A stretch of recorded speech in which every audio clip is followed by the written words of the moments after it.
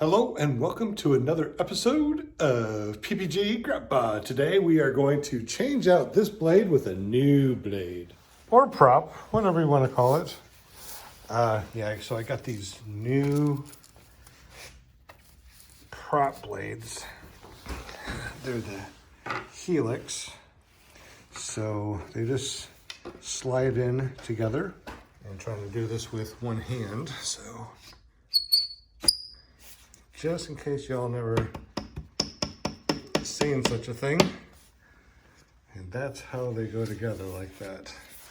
And just to make sure that I put them on there right, I sure did. Just double checking with my current blade, current prop.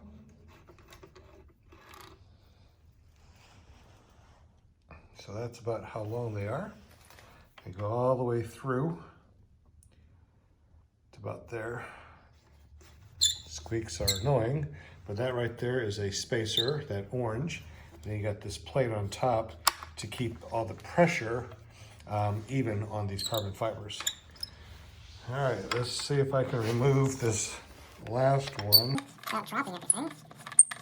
And show you what this is all about. All right, so there's the plate. The spacer and the prop. There we go. Now we get the very new pretty helix, and we're going to put the spacer back in here. So little bump sticks up. Put that through like that. Then we're gonna line up the holes like so.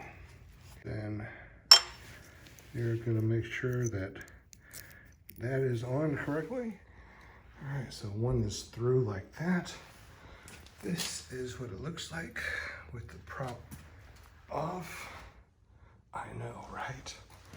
This little tiny motor can push me up to 18,000 feet legally up in the air.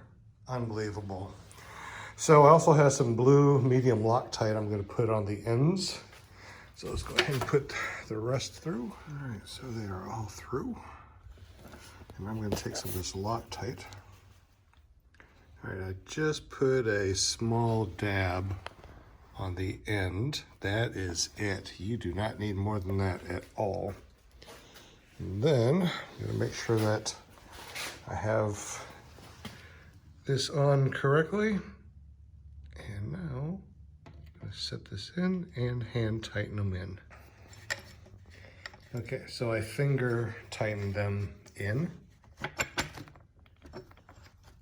like so. I'm just gonna finger tight the top one so it stays nice and snug. And like a car hub, we're going to go around every other one. Our torque specifications are... Okay, for props, here we go. For a carbon fiber prop, 10 to 12 Newton meters. And if you got a wooden prop, 6 to 7 Newton meters.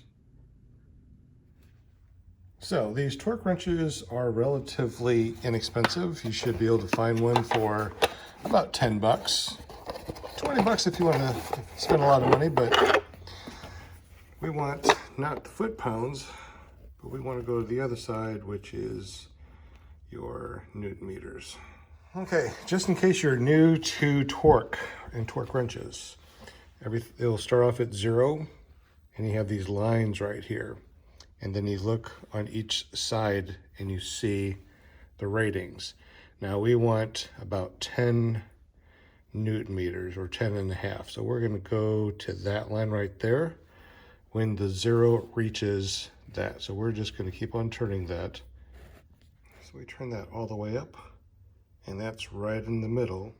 So I am going to just put this between my armpit and I'm going to just use a regular wrench and snug.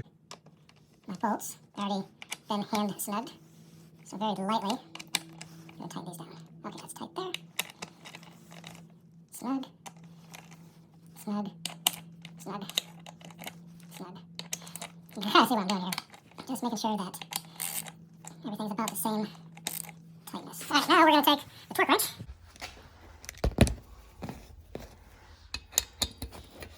And now with the torque wrench, we're gonna do the same thing, but we're going to spin it until we hear it go pop. Looks like we can go around and tighten these up a little bit more. Don't want to over tighten them, and you don't want them to break. Had that happen one time where one old one sheared off on my Pre-maintenance. That was not fun.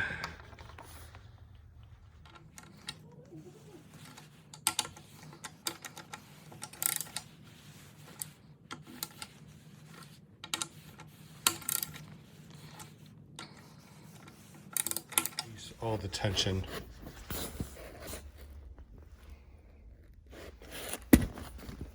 It's a precise, piece of equipment, so always make sure you put it back.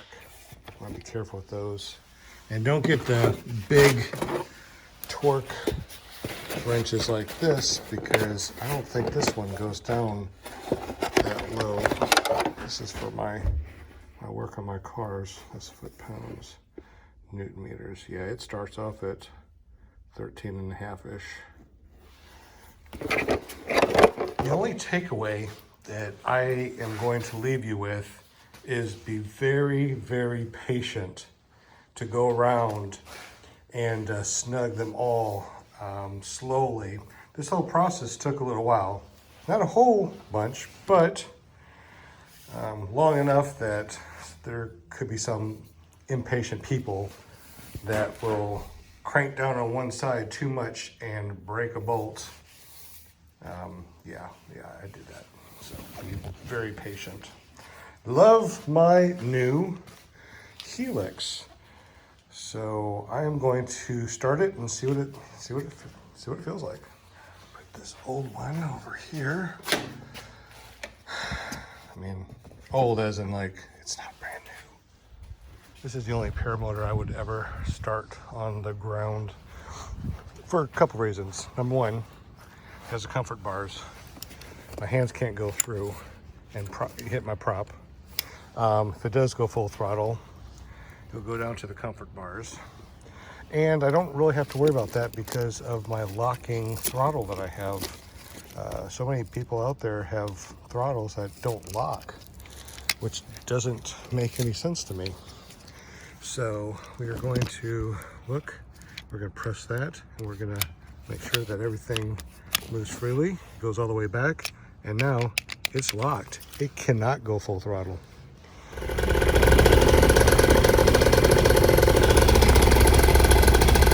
Test it to see if I can feel more thrust and see if it runs to max RPMs.